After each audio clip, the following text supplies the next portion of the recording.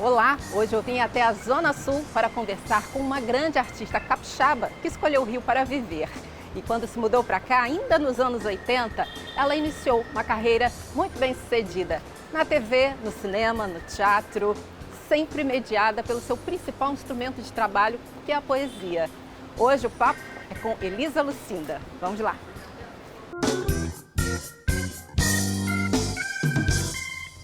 Furacão de olhos verdes, tornado brasileiro, tigresa da poesia.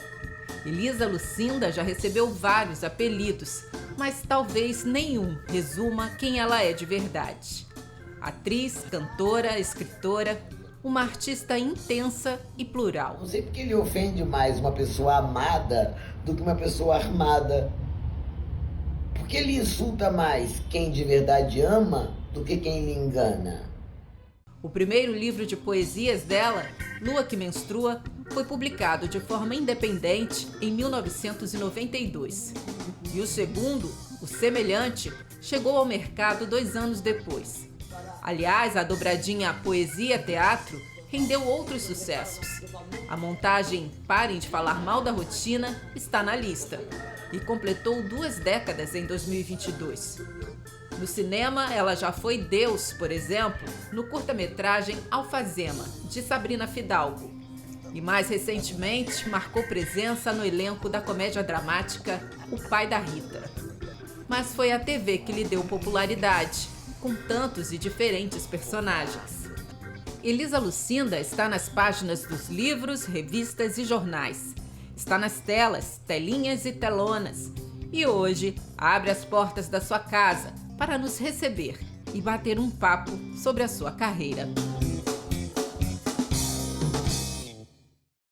Elisa, o seu nome está na lista dos poetas brasileiros mais relevantes do século XXI e essa sua relação com a poesia vem desde a infância, né? Como foi esse encontro? Olha, eu acho que o estado de poesia poética, o estado poético que uma criança tem, eu tinha bem, sabe? Então, a memória que eu tenho é de, por exemplo, ficar olhando essa hora mais tarde do que agora, mas esperando uma hora que o sol se pusesse, para ver que horas que a noite ia virar, sabe? Aí eu ficava assim, não, vai virar noite, vai virar noite. E eu queria ver que horas que isso ia acontecer. Eu me lembro, eu tinha 5 ou 6 anos, minha avó mandando eu vir para dentro e eu querendo flagrar a noite. Hoje eu faço isso. Eu tenho repertório para escrever sobre a noite caindo, chegando, né? A tarde caindo e a noite chegando. Então, eu acho que esse encontro com a poesia, ele é muito habitado do meu encontro com a vida, com a natureza, quando eu era criança. Depois, oficialmente, dentro da casa, se cantava muito na minha casa. Se cantava Lupicínio, se cantava Dolores Duran, se cantava Dalva de Oliveira, se cantava na minha casa. E aquelas, Ataúfo Alves, tudo com historinha, você fez isso, não sei o que lá, eu perdoei. Então, eu gostava daquelas historinhas das músicas. Eu estou falando que tudo isso é hoje minha literatura. E aí minha mãe me botou para estudar declamação quando eu tinha 11 anos. Então, a poesia e eu nos encontramos oficialmente quando eu tinha 11 anos. E fiquei de 11 a 16 anos estudando declamação. Eu atravessei a minha adolescência. Quando eu cheguei aos 17, 18, eu já sabia, assim, 60 poemas de Drummond. Sei lá, 50 do Bandeira, 100 da Cecília Meirelles. E sei até hoje. E escrever também é muito orgânico. Você escreve o tempo inteiro. É, porque escrever é um olhar. Por exemplo, o fotógrafo, que eu acho que é uma profissão muito parecida com a minha, ele fotografa o tempo inteiro. Quem escreve, escreve o tempo inteiro. Tem um caderno no meu pensamento. Depois, quando eu começo a escrever, aí eu começo a elaborar aquele pensamento. gravo poemas, gravo, tem coisa que vem tão perfeitamente. Por quê? Porque eu acho que eu tive um acesso ao equipamento que a poesia é, de tradução da alma humana. Então, eu fui apresentada à vida do ponto de vista de você pensar no outro, da adolescência, quando você começa a sair da família e olhar para o lado mesmo, real, olhar para o mundo e saber que você é um cara que vai se construir, uma pessoa. Então, quem me apresentou esse mundo, na hora que comecei a ter interesse real por ele, aquele interesse do coração adolescente, que quer fazer o bem, que quer lutar, que quer, sou grande, foi a poesia que me deu, a poesia que me falou sobre o país, a poesia que me falou sobre as revoluções, a poesia que me deu notícia, inclusive da morte. Então, assim, é tudo muito entrelaçado na minha vida. Por isso que eu escrevo a todo momento, mesmo quando eu não estou escrevendo. Mas você também é minha colega de profissão.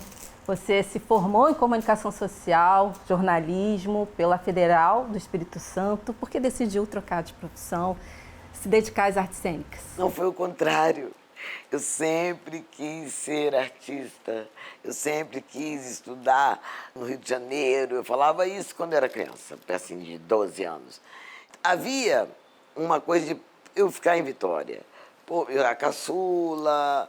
E aí meu pai, poxa, aí começou, no colégio mandou me chamar meus pais para prestar atenção na minha redação. Eu devia ter uns 14, 15 anos. Aí meu pai foi fazendo meio minha cabeça, que aquilo era legal, que como eu tinha facilidade com as palavras, eu adorava falar poema. Aí meu pai me apresentava nos recitais, que essa escola tinha recitais. Aí meu pai falou assim, a UF está inaugurando o curso de comunicação, você vai ficar linda na televisão, você vai ser uma repórter, não sei o que lá. E eu fui na onda do meu pai. Você gosta de palavra, mamãe? É isso mesmo, minha filha. Você vai ser uma das primeiras negras, só tem a Glória Maria e a Maura lá de Vitória.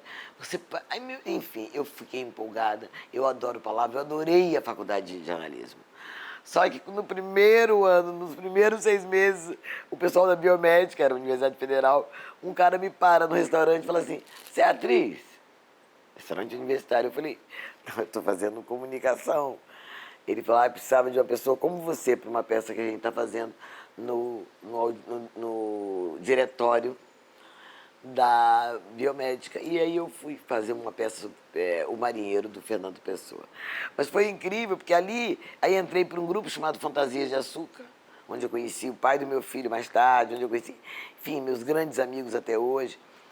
E aí eu fiquei fazendo teatro. Mas aí eu fui entrevistar a Elba Ramalho, eu entrava naquela hora viva de agenda do jornal local, e ela estava na nossa cidade com uma peça de teatro. O tempo inteiro que eu vi ela no meu teatro, no meu palco da minha cidade, eu queria estar lá. Isso ficou claro para mim. Eu fiquei chorando na plateia enquanto eu vi o ensaio para poder falar com ela depois. Quando eu cheguei em casa, minha mãe falou, você chorou? Eu achei seus olhos tão mareados. Eu falei, mãe, eu não quero mais dar a notícia, eu quero ser a notícia. E isso foi decisivo para a minha vida com esse texto resumido do que eu queria. E aí, foi aí que eu pedi demissão, tendo um filho de 4 anos, e vim para o Rio de Janeiro. E como foi se colocar nesse meio do audiovisual, do teatro? Uma mulher negra, muito crítica. Eu acho que eu devo ter perdido muita coisa. Negra e crítica é puxado. Mas uma coisa interessante, eu sempre soube o que eu queria. E o que eu queria era viver da minha arte.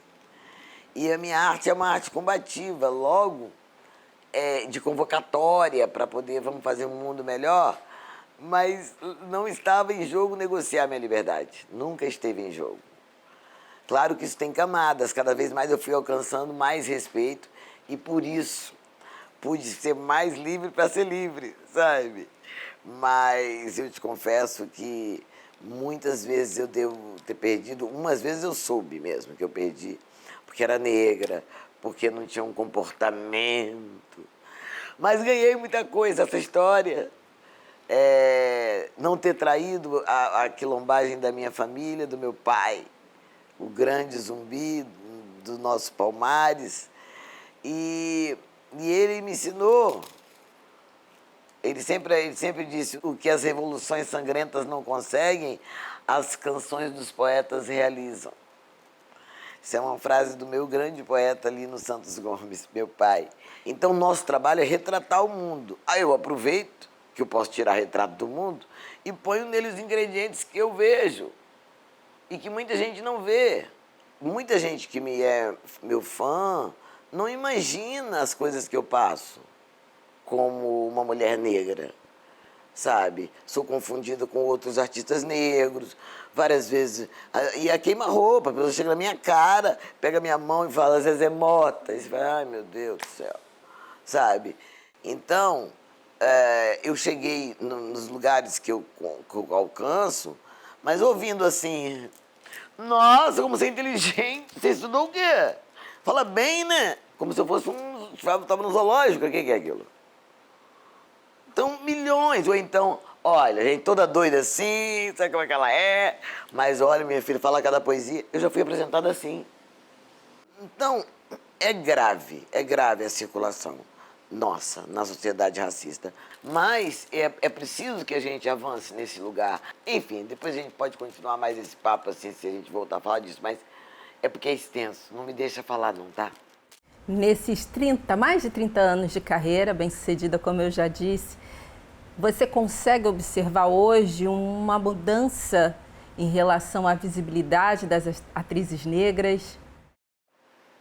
É visível a mudança, né? Aumentou muito a quantidade de oportunidades para cada audiovisual.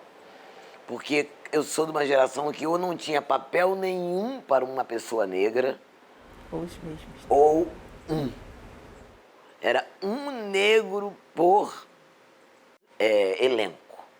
Você nunca encontrava um dos seus, de modo que você estava sempre no meio dos brancos, sendo reparado pela sua maneira, pelo sua alegria, sua gargalhada, sua canção, seu jeito sem filtro.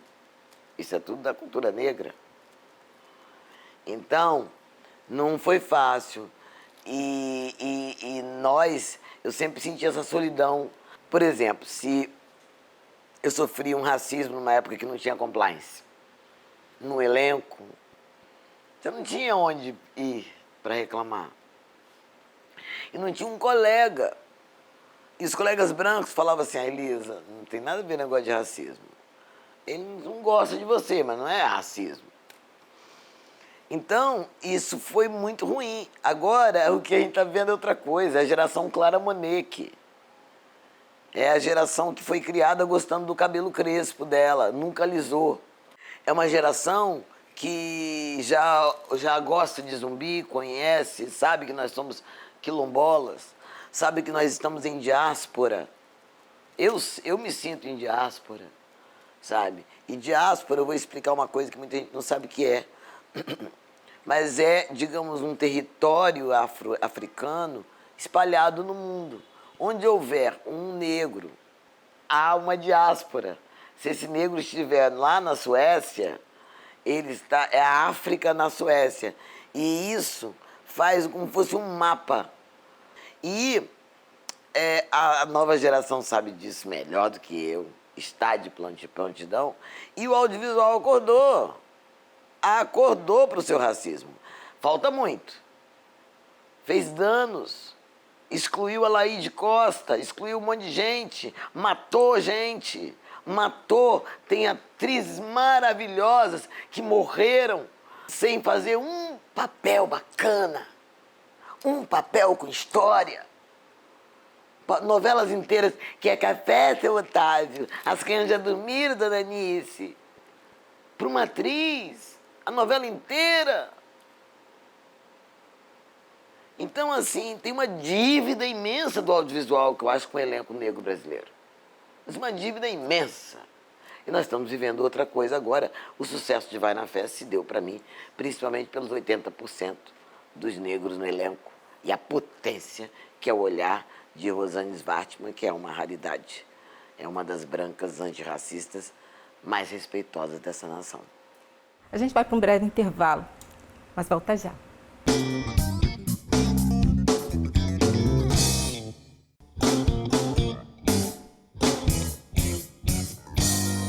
Câmara Rio Entrevista de volta. Hoje eu converso com Elisa Lucinda, que abriu sua casa para nos receber. Copacabana, Rio 50 graus. Aliás, ela já está usando o leque dela, eu também não resisti. Como é que o Rio de Janeiro te recebeu, Elisa? Rapaz, o Rio de Janeiro me recebeu bem. Do ponto de vista de que foi aqui, que daqui que é a minha arte gritou para o mundo. Mas, do ponto de vista de ser uma mulher negra numa sociedade racista e um lugar conhecido com alto grau de prostituição internacional, que era isso, Rio de Janeiro, e eu morando em Copacabana, aí eu falava, para a pessoa, conhecia um jornalista, conhecia umas pessoas legais numas festas, e tudo ia bem até eu falar. Quando eu falava que eu morava em Copacabana, parecia que era a palavra mágica. O cara se transformava. A pessoa se transformava. Então vou lá. Aí o cara falou um dia pra mim, pô, é verdade? Você mora em Copacabana? Vou lá fazer uma festinha, eu, meus amigos, suas amigas, as amigas que moram com você. As amigas que moram... Que amigas que moram comigo? É uma ideia, uma fantasia, o simbólico, é o corpo preto que passa, aquele é ladrão. Então, eu ia falar que eu faço... Nesses anos todos do Rio de Janeiro, eu desenvolvi várias estratégias da pedagogia do constrangimento, termo criado por mim para isso mesmo, que é preciso que caia a ficha, e agora está melhor para fazer, dos brancos. Nós temos vidas diferentes, há um abismo étnico entre você e muitas pessoas brancas, todas as pessoas brancas. É um abismo étnico. E muitos brancos legais, bacanas, não sabem disso, não querem ver isso, não vivem disso, não casam com pretos, com a família toda de brancos. Entende? Então, é preciso despertar, limpar os olhos. Me deixa trazer um pouco da sua poesia aqui para a conversa.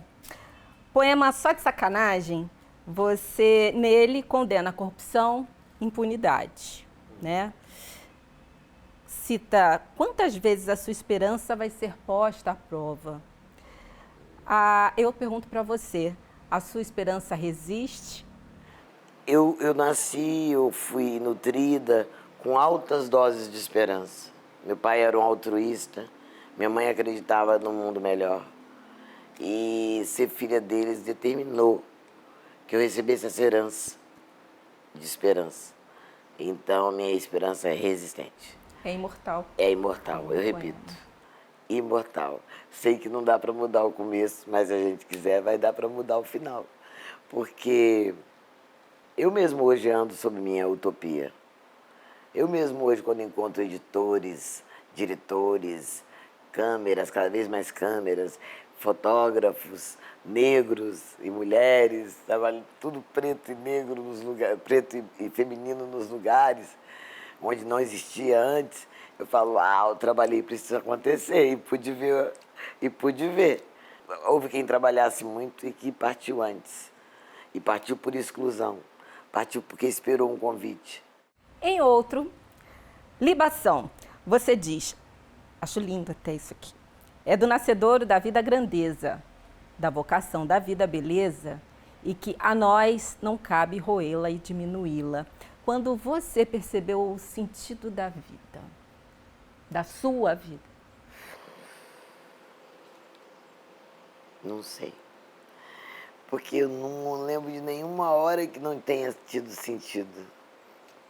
Eu não lembro do advento do sentido da minha vida. Para mim, ela sempre teve, assim, não sei explicar para você, desde que eu me entendo por gente, quando eu era criancinha, meu sentido era viver, brincar, me espantar com a beleza das coisas, com as cores, com os presentes, com os tios, com os irmãos, com as alegrias daquela farofa de domingo, aquela galinha, aquela guaraná, macarrão, eu adorava aquela comida de domingo do subúrbio. Para mim, tudo aquilo fazia sentido. Viver sempre fez muito sentido. Então, eu sempre... Eu acho que eu nasci com sentido. Você recebeu um apelido numa premiação no Canadá, eu li isso, de tormento brasileiro, de tanta emoção, né? De tanta Elisa que você coloca no seu trabalho. Tormento não, é tornado. Tornado brasileiro. Tornado brasileiro. Porque é uma tormenta, né, o tornado, mas é aquele o furacão, né? Eu acho que eu carrego essa linguagem comigo, uma linguagem dos meus povos, né, dos indígenas, os que passaram e compõem meu sangue. Outro dia eu estava com a sombra assim azul, como eu estou hoje, num programa da manhã, e aí um programa que passaria de manhã, a gente estava gravando, e aí a pessoa falou, poxa vida, eu vou tirar um pouco do seu brilho, uma maquiadora, porque é de manhã e eu acho que uma sombra azul de manhã. Eu disse, não uses. Ninguém toca nessa minha cara. Assim não. Isso aqui, meu amor, eu não estou aqui de sombra azul porque é de dia ou de noite. Isso tem a ver com identidade, não tem a ver com a hora. E se não pode brilhar de dia, tem que falar com o sol. Tá fazendo errado o sol. Parabéns por essa trajetória e por ter chegado onde está, e sucesso mais ainda, né? Ai, muito obrigada, querida. Que delícia, que bom. É ótimo conversar com espreta você. tudo. Tudo junto e misturado. Tá ligado? Tá ligado?